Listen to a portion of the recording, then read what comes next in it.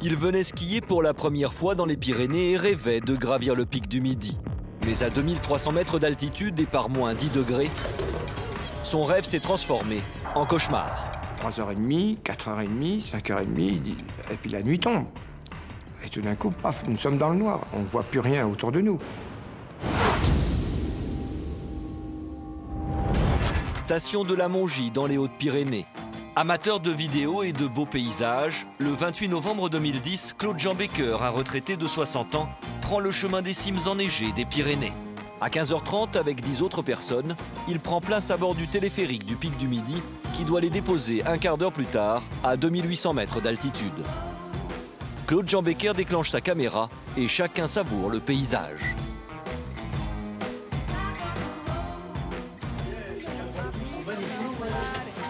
Mais alors que la cabine approche du dernier pylône, elle s'arrête net. Alors là, bien sûr, petit silence quand même, parce que là, il y a quand même une inquiétude. On est là, on se regarde, bon, on dit ça va repartir. Pourtant, la benne ne repart pas. Le mécanicien présent à bord intervient et monte sur le toit. Les passagers, eux, se regroupent autour de l'échelle de secours. D'accord. Ne vous inquiétez pas. Nous avons attendu un certain temps, on entendait un peu taper, etc.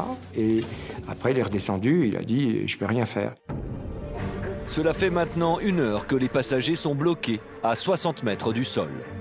La température est de moins 10 degrés, un vent glacial souffle à plus de 50 km/h, et alors que la nuit commence à tomber, la situation se complique. C'est pour ça qu'ils roulent sur les trottoirs, tout ça pour les nuits.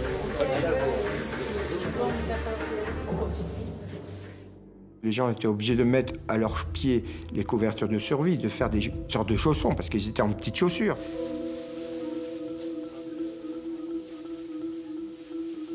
Il y en a qui a mis le cache-nez autour, les lunettes, et c'était comme ça, à un moment donné. Certainement, certains redoutaient de dormir dans la cabine, ou frigorifiés et autres. Les minutes passent. Pour les passagers, l'attente paraît interminable. Transit par le froid et la peur, la tension devient palpable. 3h30, 4h30, 5h30, et tout d'un coup, paf, nous sommes dans le noir. On ne voit plus rien autour de nous. Plus la buée sur les parois, et la buée sur les parois commence à geler. En bas, les secours s'organisent. 2 techniciens munis d'un chalumeau se lancent à l'assaut du pylône pour rejoindre la cabine. Ils avaient de la neige jusqu'à la taille, donc effectivement ça a été assez long pour arriver au niveau du pylône et ensuite monter le pylône.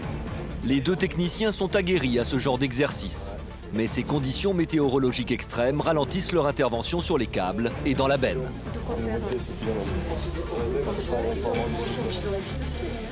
Tous, on était à observer, nos regards tournés sur eux, parce que c'est quand même formidable. Il faut le faire quand même.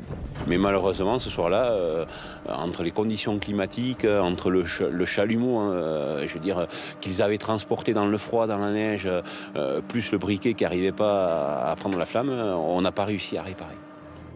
Il est 18h et les passagers vont être évacués les uns après les autres à l'aide d'un treuil.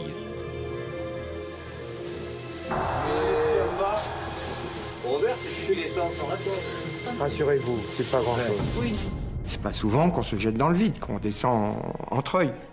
Il faut ouvrir les portes et puis se présenter devant le vide. S'asseoir devant le vide, s'asseoir devant de la porte. C'est pas évident pour quelqu'un qui n'a jamais pratiqué.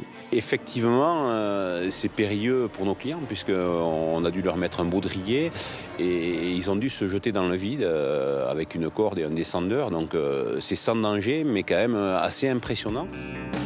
Malgré les craintes et les conditions climatiques, les naufragés retrouvent la terre ferme avant de rejoindre la station à bord de dameuses. Ils n'oublieront sans doute jamais cette visite du pic du Midi et ses 5 heures d'attente enfermés dans le téléphérique.